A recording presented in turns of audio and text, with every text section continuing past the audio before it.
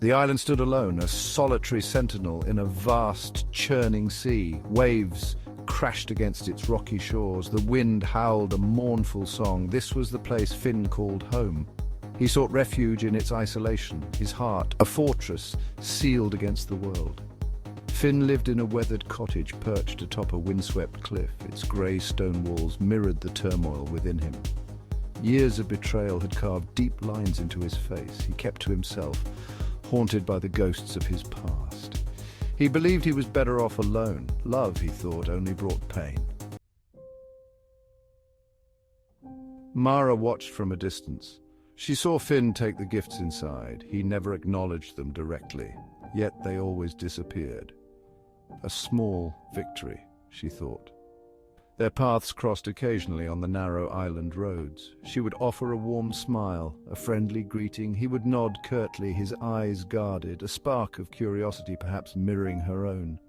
Mara spent her days exploring its hidden coves and windswept beaches, yet her thoughts often drifted back to Finn, to the pain that lingered in his eyes, and she was determined to help Finn find solace. The gifts became a silent ritual, tokens of warmth in a cold world. Mara baked her grandmother's famous apple pie. She left it on Finn's porch, a silent offering. One day she found sea glass on the beach. Each piece, polished by waves, held unique beauty. She arranged them in a wooden box, a symbol of resilience. This, she knew, was a message Finn needed. He remained a recluse, but Mara was determined. She saw subtle changes in his demeanor, the way he lingered when their eyes met, the softening of his features when she spoke. Hope began to bloom in her heart. Perhaps Finn was not beyond reach. The storm arrived with a vengeance. A furious tempest lashed the island. Waves crashed against the cliffs, a deafening symphony of nature's power. The wind howled, tearing at Mara's cottage roof. She watched, heart heavy with dread. Her gaze drifted towards Finn's cottage on the cliff edge. He was alone, exposed to the storm's fury. A wave of protectiveness washed over her. Grabbing her raincoat, she stepped out into the tempest. The wind whipped at her face, stinging her skin, but she pressed on, urgency fueling her resolve. The walk to Finn's cottage felt like an eternity. Each step a battle against the wind's fury. Rain soaked through her clothes, chilling her to the bone, but she couldn't turn back. Not now, not when she felt so drawn to the man who lived within those storm-tossed walls. Reaching his porch, she pounded on the heavy wooden door. The sound was swallowed by the wind, but she knew he must have heard. She waited, her heart pounding a frantic rhythm against her ribs. Minutes seemed to stretch into an eternity. Finally, the door creaked open. Finn stood framed in the doorway, his face etched with surprise. His hair was damp, plastered to his forehead, and his eyes held a mixture of confusion and something akin to apprehension. For a moment, neither of them spoke. The storm raged around them, a furious symphony of wind and rain. "Mara?" Finn's voice was barely audible above the storm's roar. "What are you doing here? It's not safe." His words held a note of concern, a crack in the wall of indifference he had so carefully erected around himself. "I was worried," Mara shouted back, her voice barely audible above the howling wind. "I couldn't let you weather this storm alone." He stepped aside. "Come in." The warmth of the cottage enveloped her like a comforting embrace. A fire crackled in the hearth, casting flickering shadows. The storm, though still raging outside, felt a world away. Here there was a sense of sanctuary. "Someone had to make sure the island recluse wasn't swept away by the tide," Mara replied, attempting a lightness she didn't entirely feel. His lips twitched in a ghost of a smile, the first genuine smile she had seen on his face.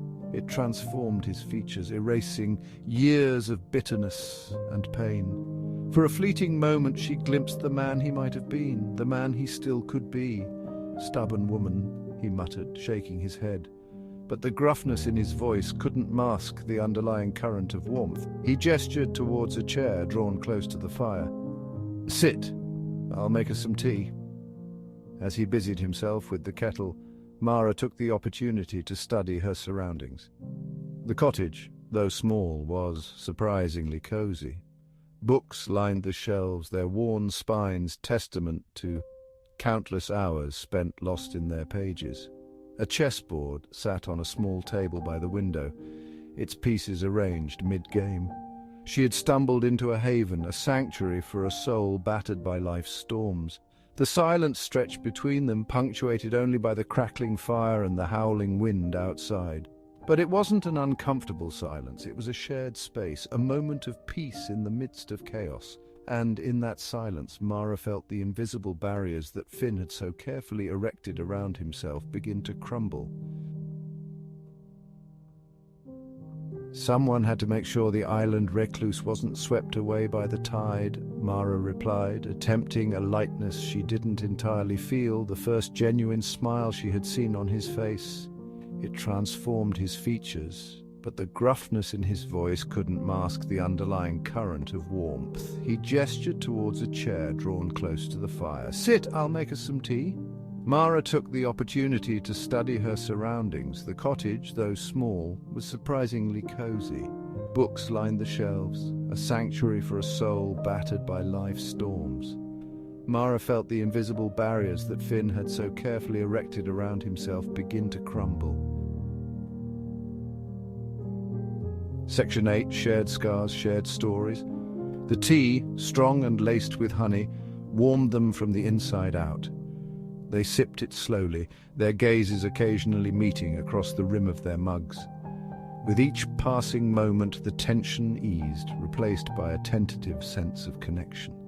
Finn spoke first, his voice low and hesitant. He told her about his life before the island, about the betrayals that had driven him to seek solace in its solitude, about the pain he had carried for so long, a heavy cloak weighing him down. Mara listened intently, her heart aching for his pain. She recognized the echoes of her own past in his words, the shared language of heartbreak and loss. When he finished speaking, his voice raw with emotion, she reached across the table, her hand covering his. His fingers tightened around hers, a gesture of both gratitude and surprise. "Thank you for telling me," she said softly, her voice filled with empathy, "for trusting me with your story." In that moment, she wasn't just a stranger who had sought shelter from the storm. She was a confidant, a witness to the pain he had kept hidden for so long. He looked at her then, truly looked at her, and she saw a flicker of hope ignite in his eyes. A fragile flame, easily extinguished, but a flame nonetheless. And in that moment, Mara knew she would do everything in her power to keep that flame burning. Hours slipped by unnoticed. The storm raged on outside, but inside, a different kind of storm was brewing.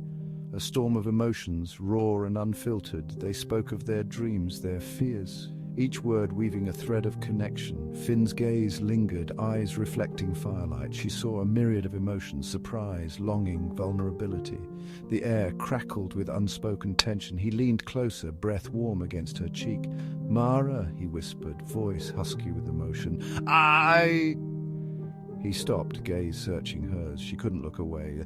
Time seemed to stand still. The storm outside faded into a distant roar. All that mattered was the man in front of her. The first rays of dawn painted the sky in hues of rose and gold, signaling the storm's end. The wind had died down, replaced by an almost eerie stillness.